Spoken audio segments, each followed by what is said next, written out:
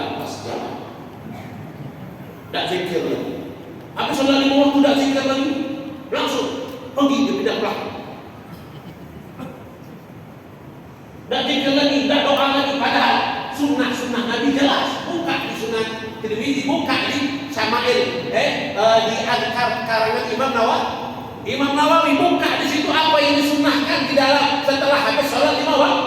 Apa yang disunnahkan di situ dicatatkan, dibuat oleh Imam Nawawi.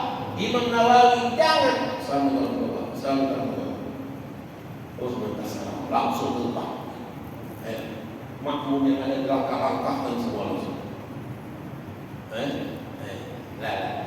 duduk pada mana dikit baca doa. Kenapa?